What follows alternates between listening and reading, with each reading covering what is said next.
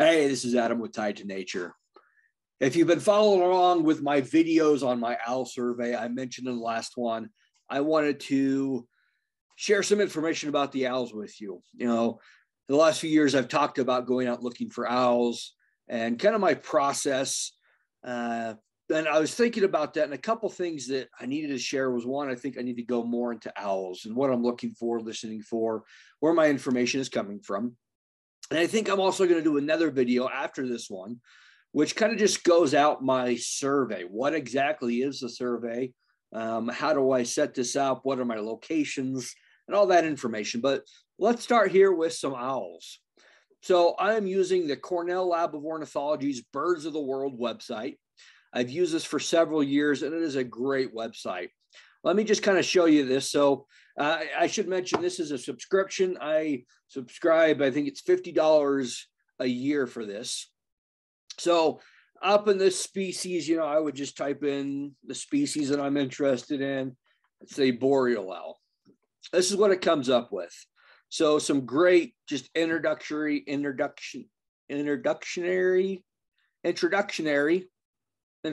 So you have a picture here. You have their locations that they're going to be found at different times of the year. Just a brief synopsis of the owl. But then on this left-hand side, you can see that you can go into a lot of detail from appearance to habitat, behavior, breeding, multimedia. So photos, videos, all kinds of stuff can be found here. And so I'm sharing this. I don't have pictures of, well, this owl. I think the rest of the owls I'm going to talk about, I do have photos, but I'm just going to stay on this website. They have some audio and different things that I want to share. So starting with this one, I'm starting here because this is my number one species I want to see. So if you look at this map of where this owl can be seen at, you can see that it's a northern owl. It's in the northern areas of the world. And specifically, you look here in North America, and it kind of follows the Rocky Mountains down a little bit. It's going to be high elevation, usually in a boreal forest. And I don't know, somewhere in this area is where I'm looking for the owls at. And so it's, you know, through a lot of North America, or I should say through a lot of the United States, this is an elusive or a rare owl. I think that's one of the things that makes it intriguing. So to give you an idea, this owl, you'll see here it's centimeters and grams and stuff, which I have to do the conversion all the time. So you're looking at an owl that's 9 to 10 inches tall on the tall side. So that is not a very big owl. And it's going to, and just to give you an idea, this circle over here, I don't know how big that is, but that's about the size of something that they're going to go into as a nesting cavity. That's actually talking about the annual cycle of an owl, but I think it's a good reference for, you know, a hole that they might go into nest in. So it's a small owl. They're using, or they're nesting in old woodpecker cavities. That's, you know, it's intriguing. That's why I'm going after this owl, or going and looking for it. It seems to be more of a nocturnal owl, although you'll notice that the eye color is yellow, and owls with yellow eyes can be active during the day or morning and evening at least. So this is the owl that I'm looking for.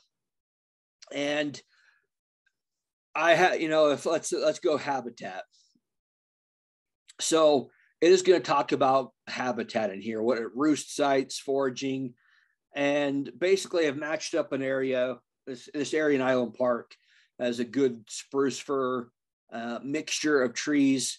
You'll see right here, North America range, subalpine forest, subalpine fir, Engelmann spruce, and transition forest. So that's what I have here in Island Park. It's part of their habitat in the areas that I'm looking and listening in. Now, what I'm listening for, so let me go back up here to the introduction, and you'll see this. So back here at the introduction, you'll see in this main area where my cursor is audio. So I hit the audio button. Oh, I apologize. That is if I have any audio or video. So I actually want to go down to the bottom where it says multimedia. I'm going to go to audio, and this is what I'm listening for when I'm out here listening.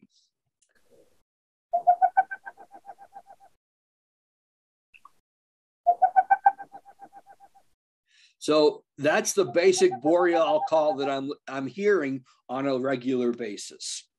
But what I want to hear, I don't think they have here right off, but just imagine this same call, but it keeps on going. There's no pause. So it's the prolonged call. And when I hear the prolonged call, that just says, hey, this owl, I have found a place where I want to nest. It's welcoming a female to come check that out. And so after I hear that call, that's when I want to go in and try to locate where this owl is, or where the nesting or the cavity is. Now, the thing about listening to these owls, it can be deceiving. The first time I heard these owls, I thought, well, this owl is, a half mile or more away. It wasn't. It was a couple 100 yards, if that, away. And so kind of learning how what these call sounds at distances is a big portion, but also, I don't know if this will work because I'm going to do it here, but I'm going to whistle and I'm going to turn my head back and forth.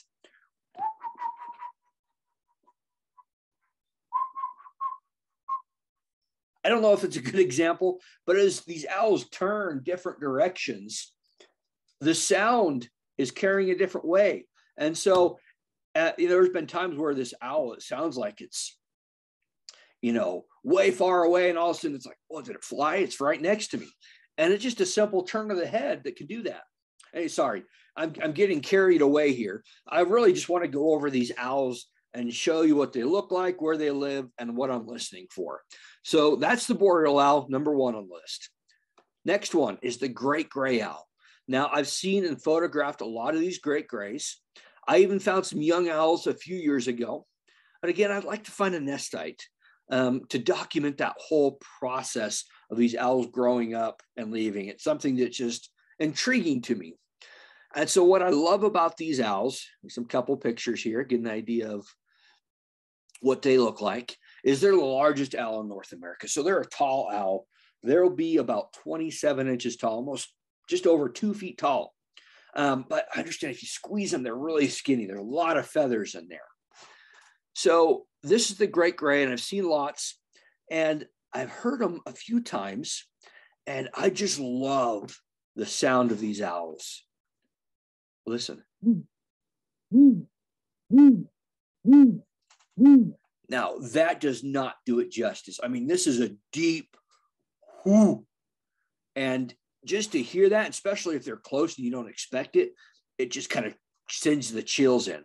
So this deep sound, and as I go through these, you'll notice each of these sounds are different, and you can kind of figure out when I'm out listening, how I can tell what owl I'm listening to. So saw-whet, kind of third on the list. I have seen these at nests before. I've seen some young ones, photographed them this year. Again, it's one that I hear pretty regular out there, and I love to track down. Very similar looking. I go back to the Boreal owl. So saw-whet, Boreal owl, very similar, kind of different colored pattern.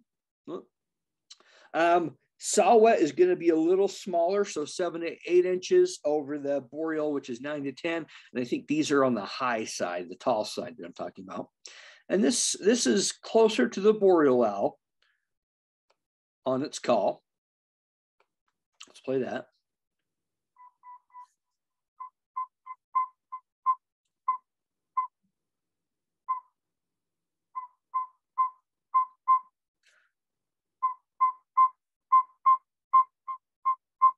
There you go. So get that consistency. A little different. I'm going to go back to Boreal owl. Oops. And do this audio so you can hear this one again. So that's closer together. Whereas the saw-whet, little space. So compared to, anyway, so that's the next one I'm looking for. Again, small owl, nest in the cavity. So we got the northern saw-whet, great horned. I hear these a lot. I know where two different nests are that I found here. These are probably one of the most common owls in North America. And see that great, they get their name with those horns, those tall ears on their head. And this is one that, you know, if any movie you've heard, usually, you know, that's the great horned owl that you've probably heard sounds for. I mean, they play this a lot.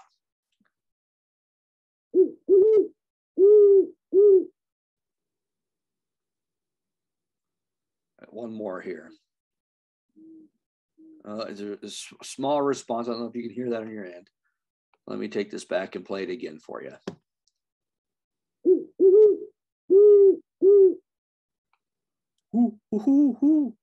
Anyway, so that's the great horned owl. Very common owl. I've gone and looked. I've seen the owls on the nest. I haven't paid a lot of attention. I probably should. And when you have them, well, you know, why leave them? So I should probably pay more attention to those, because those are calling. I'll have your 10, 12 a night sometimes. Short-eared owl. I'm mentioning this one because we have them in this area. I've seen it just a couple times. In this area, I'm not too familiar with them. Dropping down in elevation to some other areas, I've seen them a lot and where I can find them. Usually flat areas, they nest on the ground. I'm just going to go through this fast. Go audio on this one.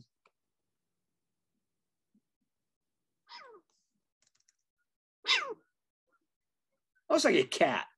I don't know if you can call that a hoot. You know, they call that a call. See what the song is. There we go. There's their hoot. Okay, and then we're going to go over to pygmy owls. Not very common in this area. I have seen one here once before, and that was in my yard this last year, which was just incredible to see and photograph for a while. But in all the listening, I don't think I've heard a pygmy owl up here in the evenings at all. Let's go audio on this one. Oh, and this owl is, as far as the size on it, pygmy, closer to 6 inches. So that saw-whet was 7 to 8. I mentioned the short-eared, which is about 15 inches. And so a pygmy just 6 inches. I mean, it's just small. That's what they call the sparrow owl.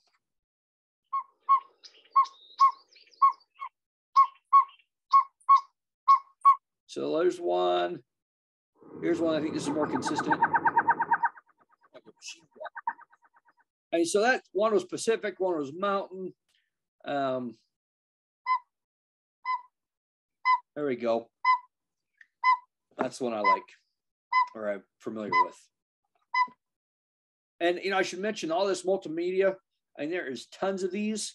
And some of these are just ones that people have recorded then added to this. So we got the pygmy. I got 2 left here I wanted to share. Nope, we did short-eared. So the last one is the long-eared owl. This is one that I think this one here is a great picture of it. Again, I have photographed and seen quite a bit lower down in elevation, about an hour from here. I have not heard or seen one up in the Island Park area. I take that back. I'm not as familiar with their call. And so thinking back, I thought, well, maybe I have heard their call. So I need to pay attention. And I think maybe what I thought was a great horned owl call. And I'll show you why here. But this just has a single note.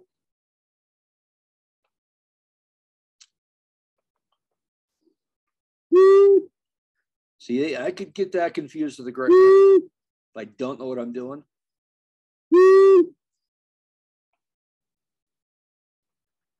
So that's the last one. I'm intrigued by those up here since I haven't seen them up here. Not a focus at this point. These are the owls that we have in the Island Park, Idaho area where I live. You know, again, my targets here are going to be the Boreal owl, the great gray owl, and the northern saw-whet owl.